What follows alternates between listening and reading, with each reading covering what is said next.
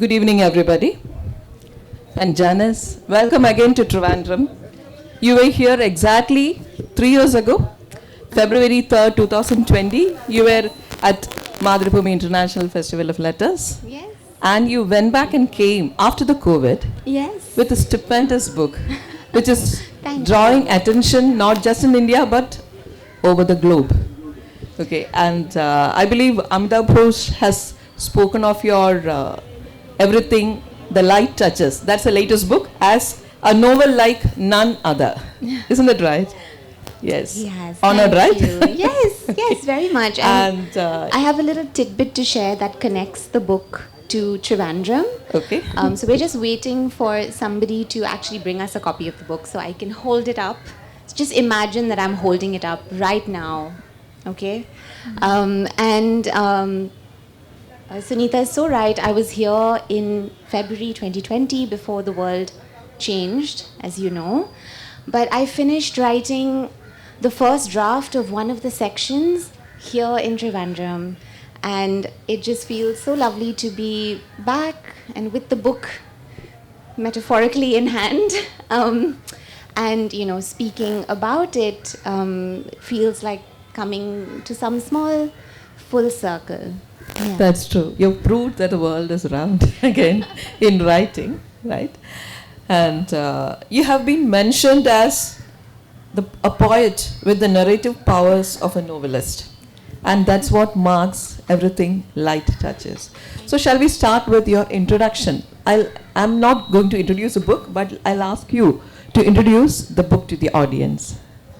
Okay. Without a copy as of now. Right. Okay.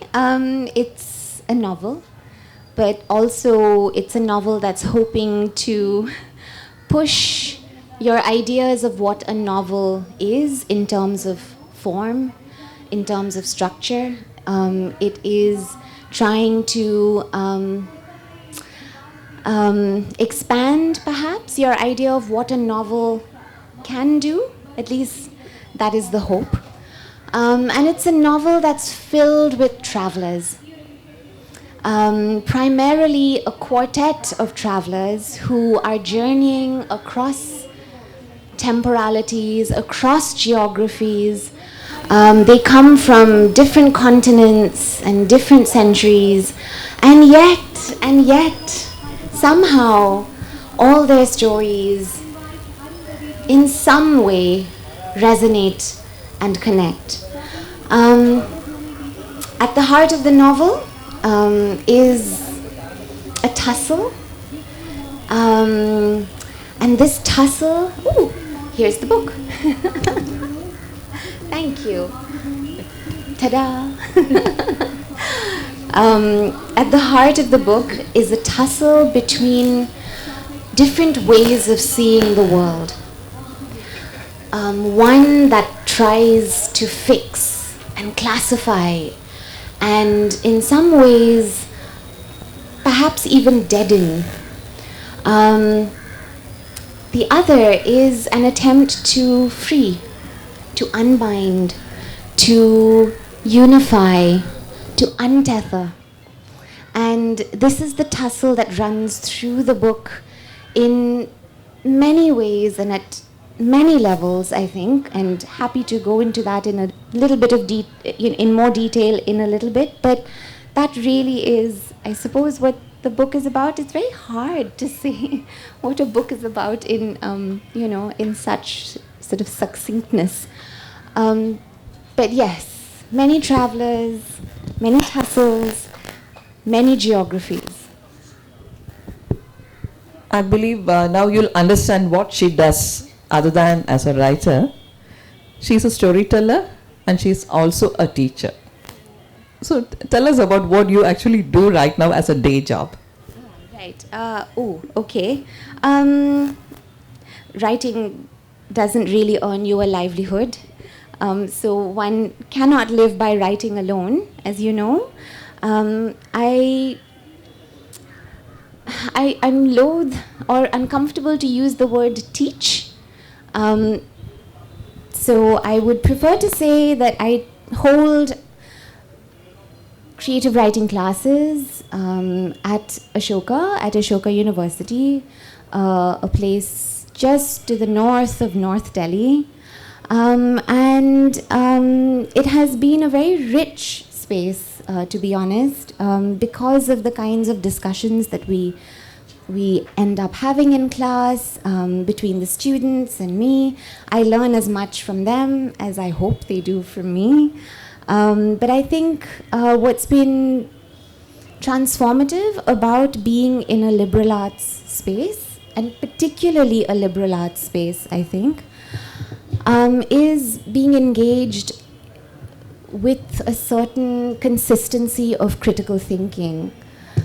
So, you will be given certain, you have access to certain talks, certain, workshops.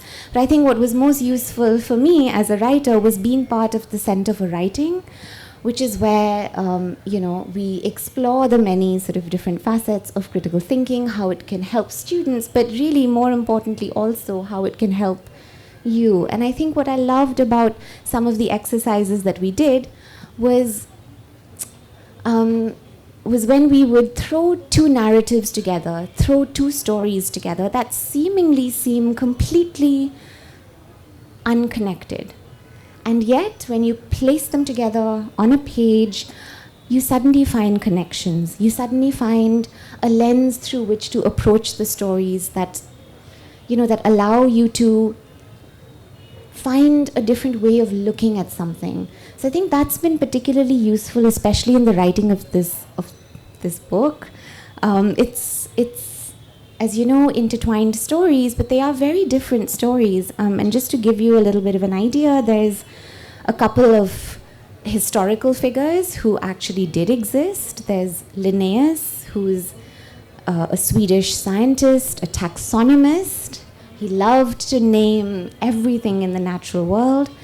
You also meet Goethe, who you might know as a German playwright, a poet, but he was also a very, very keen scientist. You will also meet Evie, who's fictional, a botanist from the Edwardian era who travels from London to India by ship, and she's seeking something. And then there's a contemporary story that cradles all these other stories. And it's the story of Shai, who belongs to the northeast of India, which is a part of, the country that I come from. So these seemingly unconnected stories, when thrown together, became reveal, everything. yes, Life. Exactly. So how many drafts? How many years? Oh my God. Okay. Many drafts. I think I've lost count of the number of drafts, but that's really how I work. It takes a very long time for anything to be finalized. But to be very honest, the writing of the book and the drafting of the book took much less time than the actual research, the actual thinking about the book. So if you put all of that together, it took about 10 years. 10 years? So what stage was the book at when you came here in 2020? I was writing the first draft and I finished one section of a narrative, the first draft of one section of a narrative, I think right at the beginning. I finished it here in Trivandrum. I remember because I put the full stop and I called my editor and said, okay, it's getting somewhere, I think. So I think this book could be called, it's not the usual form. The structure is quite different. Yeah. Can you just tell us a little more about how you thought that this would work best for the story? Right, okay. So it's a book that is trying to question category. It's trying to question our need, our obsession with categorization, with labeling, with boxing, which is why the tussle at the center, the tussle between the fixed the categorized, and the uncategorized, the free, the untethered. And I thought, if you're trying to tell a story that is questioning our very foundational need to categorize the world and everything in it, it can't possibly follow the strictures, the norms. I'm sorry, I'm getting a bit distracted. It can't possibly follow the norms of what we've come to expect from the form of a novel. It has in its very structure to disrupt our ideas of what a novel is. And so I don't want to spoil the surprise for anybody here, but right at the heart of the book is a section that's written entirely through lyric verse, through poetry. And so what really do you call this? Is it a novel with poetry, a poetry collection with prose? Categories suddenly become meaningless. It makes you realize how short they fall in trying to capture something, how short they fall in trying to capture the abundances of something, right? Whether that's people or communities or the natural world. See, when you break it down to basics, you are comparing, like taxonomical or maybe, categorization of plants. This is a rose, this is a jasmine sort of thing. I mean, as basic as that. Then again, you're coming to how categorization does not work perhaps for the best, isn't it? Isn't that? So this was a conscious decision to make the structure not according to category as we see it all the time. Was it a conscious decision? Very much. I think writing a novel, writing anything is very, very intentional. It is actually one intention after the other. I think we tend to look at books as these rather pretty, rather benign objects that sit on our bookshelves or on our bedside tables waiting to be read for months sometimes. But they sit there. They look very innocuous somehow. And we forget that there is so much deliberation that's gone into the crafting of that story by the author, because they want you to feel a certain way. They want to direct your gaze in a particular manner. They want you to think about certain questions. So it's not just sitting there benignly. It is intention after intention after intention. And this is something that we also explore in our classes. I think that the only way to actually learn how to write well or to write better is to be able to dismantle a text in that way, to look at it and say, why has the author chosen to do this?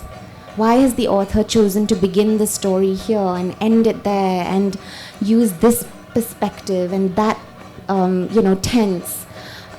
It's like taking the face of a clock away and gazing into the little intricate machinery behind what looks very sort of seamless and simple almost, and gazing into that intricacy and understanding that writing is always deliberation. This is your fourth novel. It's my fourth book. Okay, yes. Right. You have poetry in between? No, I have... Those were anthologized, isn't it? Yes, Poetry. But my first book was a book of short stories, and the next three have been novels. Okay, so you had The Boats on Land, The Seahorse, and The Nine-Chambered Heart, and this. Yes. This is the fourth one. Yes. So I believe Boats on Land, it won a number of awards. For a debut book, it won a record number of awards, or were nominated, or was nominated, or shortlisted, longlisted, various things. Right from, you won the Young Writer Sahitya Academy Award that year in 2013. Shakti Bhatt nomination or win? Nomination. It's shortlisted. Nilanjana. Yes. She won. Yeah. She won that year for her very, very beautiful novel. Yes. And no, I'm so happy. I'm sharing it with the world. And then crossword. Yes. Yes, and there was one more. This was 10 years ago. Yeah. God, You should remember your awards. Precious ones.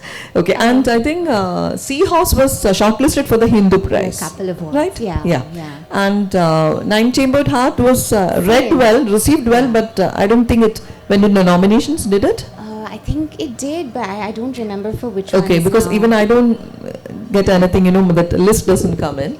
So when you came up to, so Boats on Land, I believe I must give a slight introduction to that.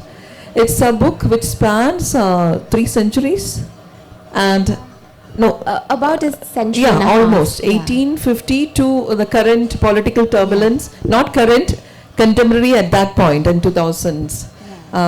Turbulence in Assam, and it happens between Cherrapunji, Shillong and Assam. I mean, So the stories are book placed. The book of short stories, Boats on Land, is set very much in the landscapes where I come from, in the northeast, mostly in Shillong, little mountain town, in pockets of Assam, which is in the plains, Sora, which some of you might know as Cherrapunji, the wettest place on earth. So these are all places in which I've grown up, places that I've spent time in as a child, and now also as an adult. So yes, they were short stories that spanned this kind of timeline, exploring many things about the place and the people. Yes, I remember especially that story about the girl studying in Delhi. Isn't it? There's something connected with the girl who comes back from Delhi. Right. Yeah, that's it. And wasn't that a story in there? Or I was mean, it something there's a girl who comes back from Delhi in this book. Yeah, I mean, I read that. I read that book in 2012. I think I reviewed it in 2012. I'm just trying to bring it back. And then a whole lot of tradition, folklore, and then it comes to the violence. I mean, what erupted on the street. So, for people like me who were watching the newspapers from Kerala, it was a revelation of what you people actually felt when you were there. What happened there. Right. So, how much of it did you see in person? Right. I was much too young, to be honest. There was a lot of trouble throughout the Northeast.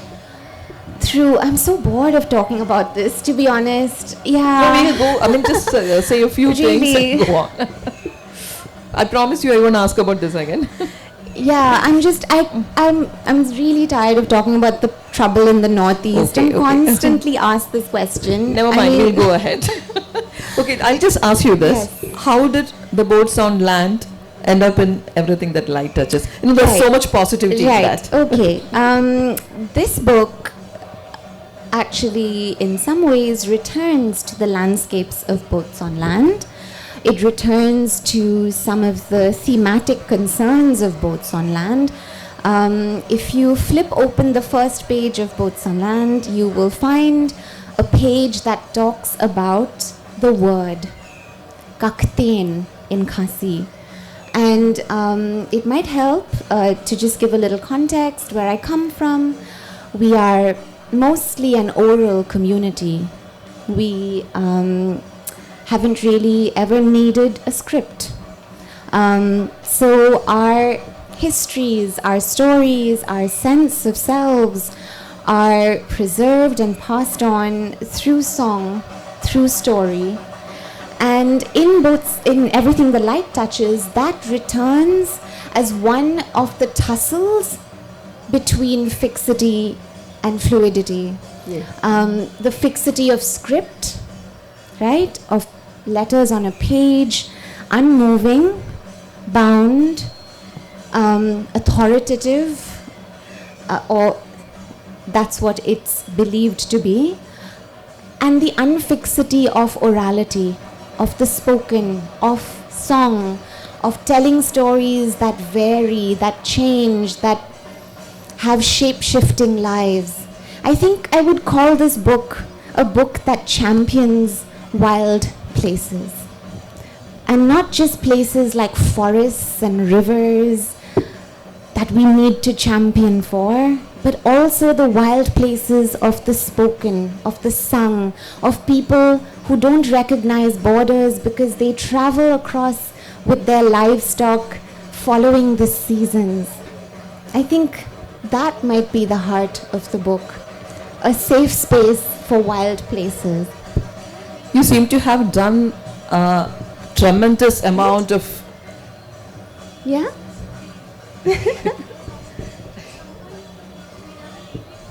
Yes, very happy. Yeah, I thought we'll come to that, like when the trajectory of questions has reached the right place. Okay.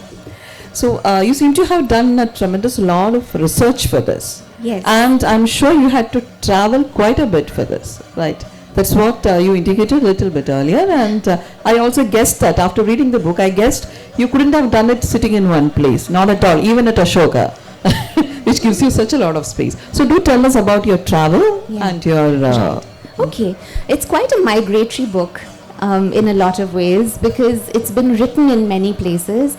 Trivandrum, including Trivandrum. It's been written in Shillong, in Delhi, a little bit in London, a little bit in Rome. So true to the heart of its,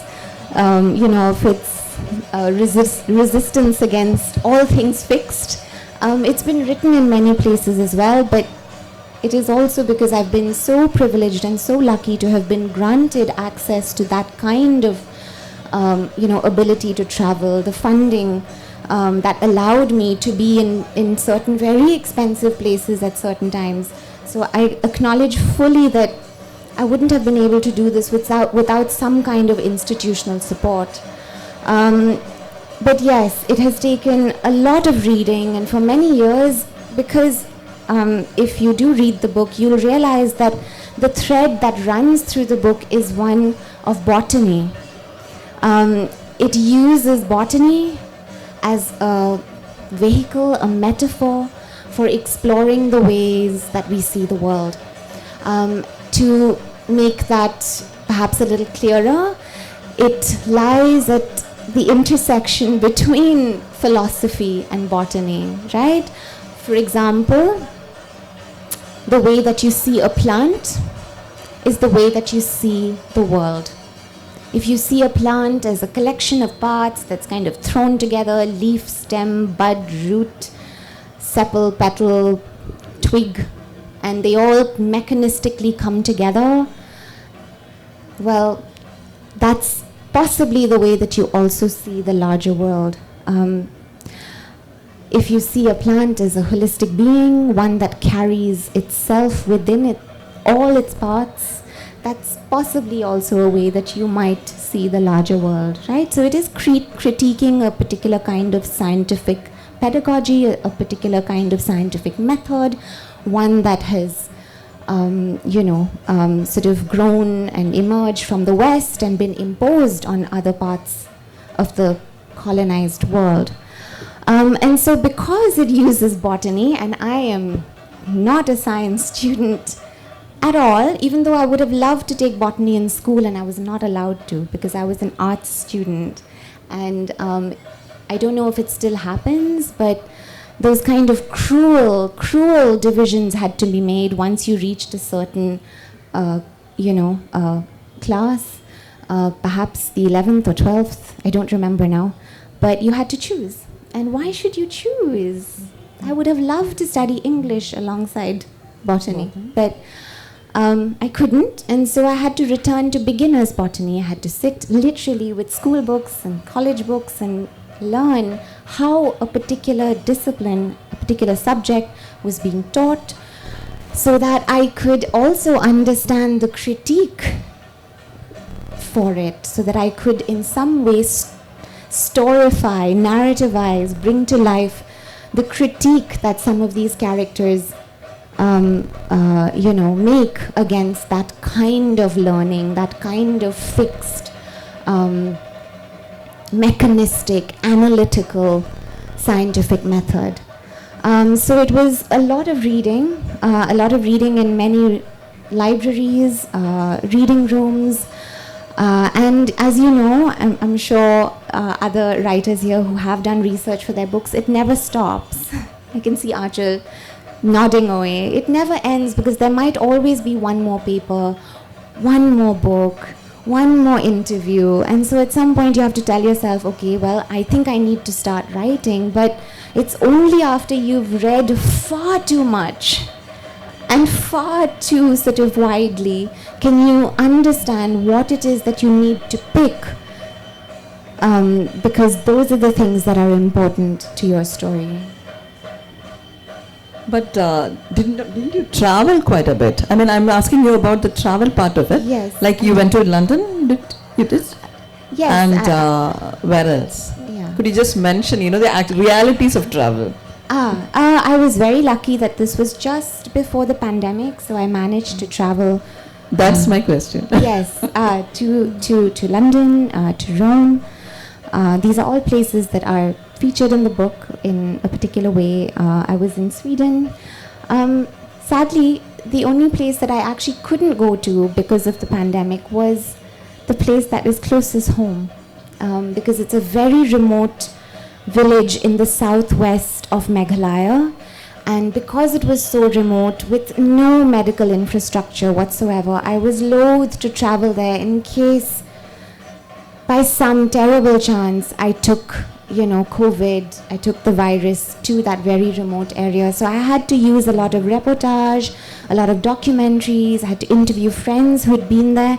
And of course, I conjured up as much as I could my own memories of traveling in rural Meghalaya to write that section of the book. You have 4 characters which take the story ahead and to its end. So how do the characters speak to you, each character? Right. Okay.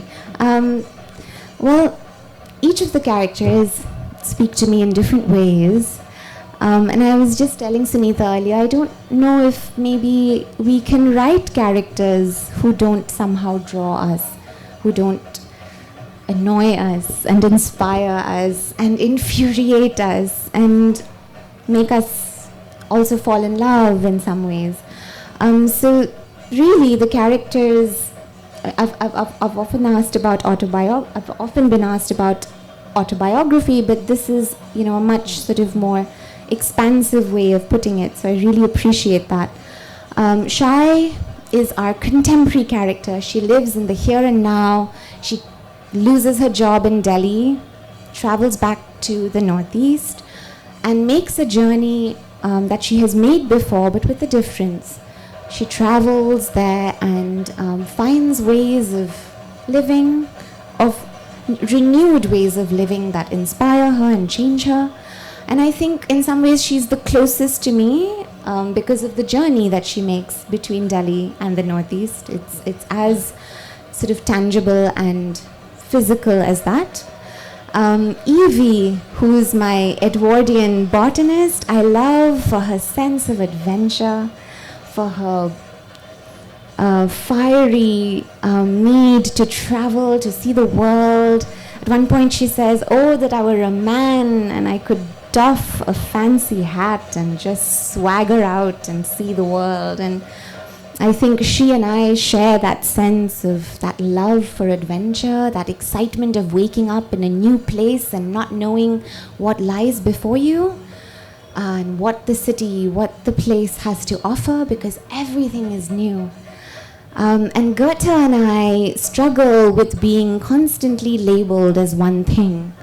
Goethe says in the book somewhere that it's always every man to his field, whereas he loves being a scientist and a poet. But the world doesn't allow for such expansiveness. The world wants you to be one thing. And the world wants to constantly remind you that you are one thing and one thing only, and they will only recognize you for that one thing. And so he feels really stifled, and he feels very boxed in and very sort of labeled. I think I truly do understand that, because sometimes I feel as though, as being a writer from the Northeast, I'm constantly expected to only write stories about the Northeast.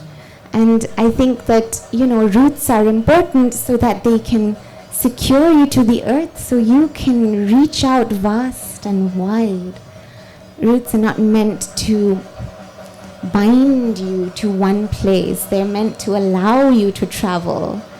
And with Linnaeus, who honestly, he's a taxonomist. I was all set to truly dislike him. But I read his memoir that he wrote at 25. He was so young and setting out on his first solo trip to Lapland, to the very north of Sweden. He was setting out on foot. And perhaps all of us remember being 25. Maybe some of us are 25 and we are setting out on our first solo trip and we're so excited. And we're off to see the world. And here's a taxonomer, a scientist that I really, truly don't really agree with. And yet I read his memoir and discovered that he and we share this deep and infinite love for the natural world.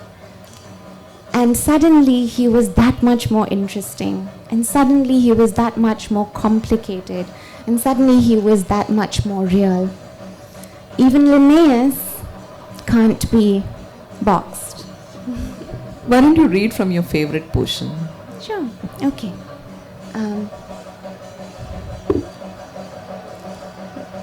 Okay. I'm just gonna stick to a small excerpt. And it's right at the beginning of the book. It's in the space where usually we'd have the word prologue at the top, but we deliberately took it away because we thought, this book needs to swim one bit into the other rather than being divided into neat, clear categories. And so I like to call this bit the songs of the earth and the songs of community, the voices of community, because they are coming to us from a collective. Let us wait. Let us listen. We tell this story often, and in the telling, it is different every time. But that, you see, is the nature of stories. There is always a tree, always a tiger, always a small bird that knows the secrets of the forest and helps humankind. The rest is smoke that never curls the same way twice. We tell this story around a hearth. Come, gather by the fire. What will it be tonight? A tale of moral caution, say the elders, of reaching too far, too high. But the children plead for something lighter, where giants turn into mountains and their baskets into boulders. No, say the lovers, tell us about the man who played the flute amidst the branches, so sweet and so clear, and won the heart of the queen. Tonight, we tell the tale of creation, the one in which a tree is a golden ladder linking earth to sky. Why, ask the children, why? So that the first tribes of our celestial people could wander freely, walking their fields below until the evening, climbing up to rest in the house of God at night. Listen now to how the tree, the tallest in the world tree, was felled, how 7 tribes were rendered earthbound, how its branches smacked the lands of the south, laying them flat and rich with the mulch of foliage, how the trunk crashed and carved our hills. Look, how they bear the mark through all the ages still. Listen, listen, for a story told once may not be told again. How good it is to hear this in your voice. I mean, when you read it the first time, it's the first page. It goes to your heart like anything. I really wish, there was an audiobook. You should really make your audiobook yourself. I'll convey that message. Yes. No, it works best, because you created the soul. So you know it much better than any of us, any other person. Please do, please do. So let's get into harder stuff now. So you dealt with a lot of politics of land in this. I think that is a quite a large answer. Yes. I'll settle back and let you get on with that. Okay. I guess when we talk about how botany threads, the narratives through the book, we cannot remove that from the fact that it is a study of our living natural world, that it is, the study of living beings, of living things, of plants, of green growing things. And within that, ensconced so tightly, so intricately, is of course land itself. And you have various levels at which, the politics of the land, I think, glimmer through in the book in some ways, and then are treated in a much larger way at other points in the narrative. But of course, there's the politics of land at the national level, right? What really belongs to which nation? What really are borders? How are they drawn? And these are questions that, Archil asks so much in her book, which I'm reading right now. Who decides on these borders? When really, if you look, you stand at the edge of Meghalaya and you look into Bangladesh, it is seamless. The plain, the mountains just fall into the hills. Our waterfalls fall as rivers into Bangladesh. And you think, where does this boundary lie? Why is it there? Who does this place really belong to? And I guess that then brings us to the question of individual ownership, of property, of, hyper-capitalism, of extractionism, of exploitation, of us feeling proprietal towards land, that we own land rather than actually being stewards and guardians of land. And there are certain communities that one of the characters encounters and makes a home with, who live lightly, who inhabit the world as though, not as though they own it, but as though they are there to take care of it. And so at the heart of that relationship with the land is immense gratitude. Look how much we have been given. And immense humility. Look how small we are in this grand scheme of things, and how insignificant we are as a species, as an individual. And so there is something far greater at work, at play here.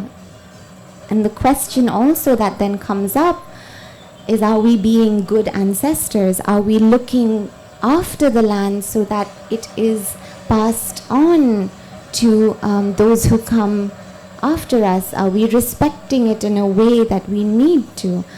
So the land is alive, alive to the touch, I would hope, in the novel. There are moments in which characters place food on the earth because they say that they cannot begin a meal without sharing some of that with Meiram O. Meiram O is the Khasi term for Mother Earth. And in that very simple act is an immense amount of learning, right? Of generosity, of sharing, of, again, humility, gratitude, of saying thank you. And so the book tries to shift our relationship, or tries to at least attempt to shift our relationship to our earth, to our land, the way that it is now, to a different kind of space, to a space that is gentler, that is more compassionate, that is far more humble than it ever has been. I believe you had this issue dealt with in a subtler way in Boats on Land. Yes, for both the stories in Boats on Land, it was very much an exploration in a lot of the stories of who belongs where, who is an insider, who is an outsider, because these are very turbulent issues in the hills, in the plains where I come from, as we know. So those were some of the questions I was asking. So very much, of course, related to boundaries and the slow solidification or calcification of the very fluid cartography between the hills and the plains of the Northeast, right? There was so much trade, so much cultural exchange between the hills and the plains before a line ran through them and divided them. So those are the questions that come up in Boats on Land quite prominently, and they are touched upon very much in everything the light touches, but really it also sort of broadens that, that theme into something larger, into a question that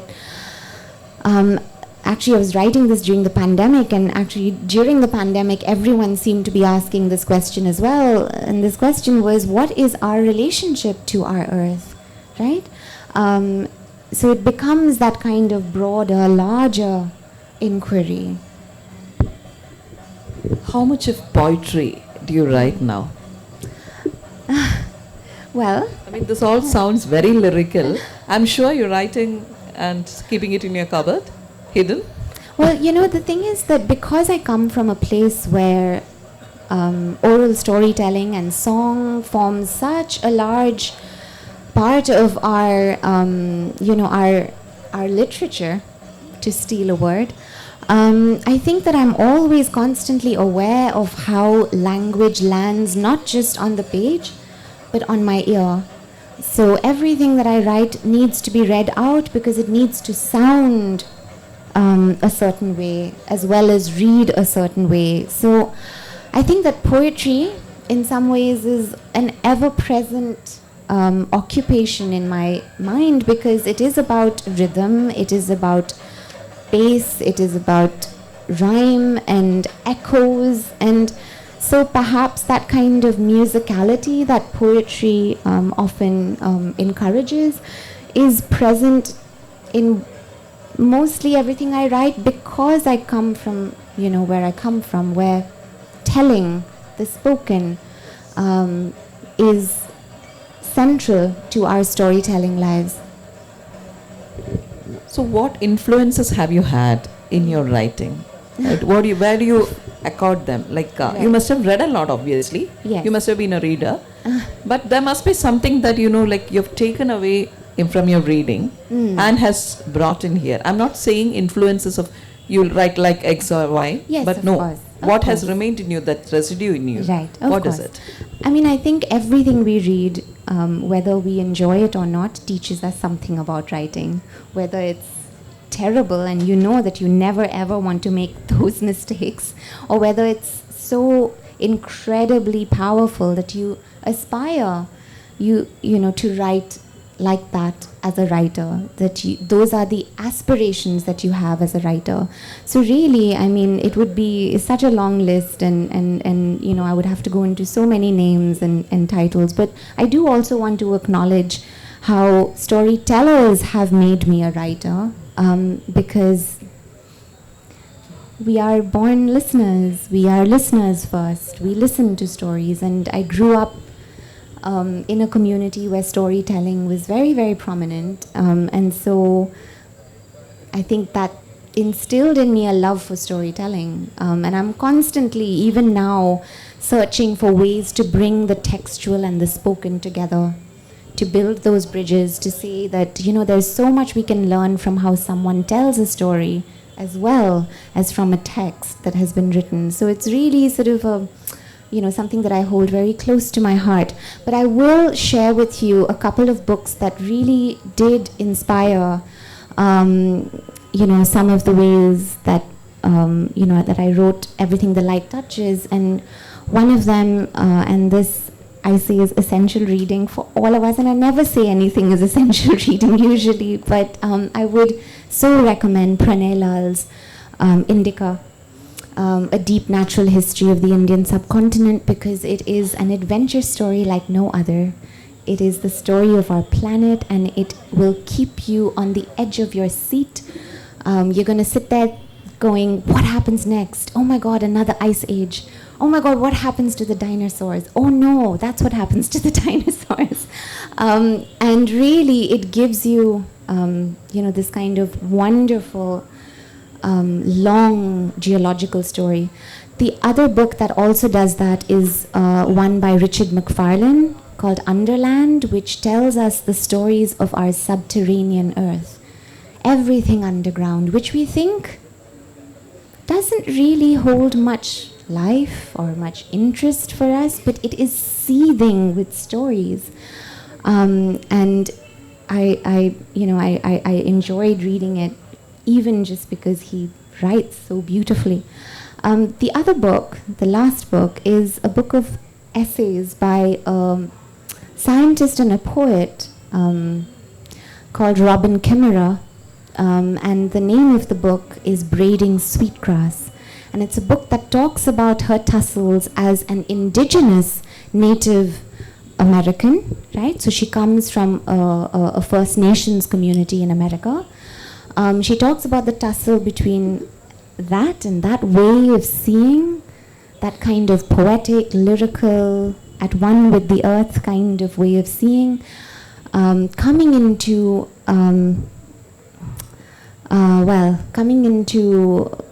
some sort of collision with a more Western way of doing science, the sciences. And so she has this book of essays that really serve so much as almost like a guide for life, because she talks about this kind of, preoccupation, and she writes beautifully as well. What links all these three texts, though, and what inspired, that thought for Everything the Light Touches, is that they all offer this kind of incredibly long perspective. They offer that incredibly deep context. It offers you a time scale that is geological. And once you place anything on a geological time scale, you have no choice but to feel extremely humbled, because we are part of such a vaster story, and we are so preoccupied with the petty and the tiny and the little inch of land here and there, and who belongs to which caste and which class, and whose gender is what, and it just pales when you sit back and you see the story of the universe unfold before you. And I hope that's the kind of perspective that Everything the Light Touches offers you at the end. Lovely. So let me ask you one more very, very ordinary question. You brought this to such a level, it feels very awkward to ask this. How has publishing abroad, now your books, this book particularly has gone abroad, isn't it? The other books haven't? They have. They have, yeah. Okay. And but I see that New Yorker has mentioned your book in their 2022 list of books, of good books. Yes. And Guardian has reviewed you, and you have got some audience abroad, which is like not quite usual. Get up there. It's very tough for Indian books to get out there and get appreciated also. So has publishing abroad made any difference to your, I won't say career as a writer, as a writer?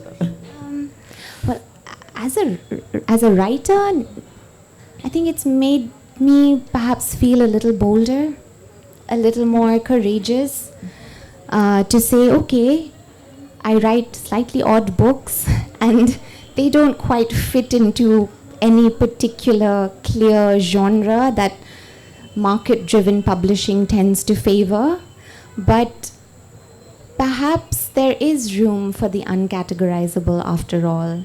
Perhaps there is room for other kinds of stories, and perhaps there is still hope that these kind of stories reach people, so that there is some kind of conversation, some kind of dialogue, some kind of connection that can grow, out of that. Yeah.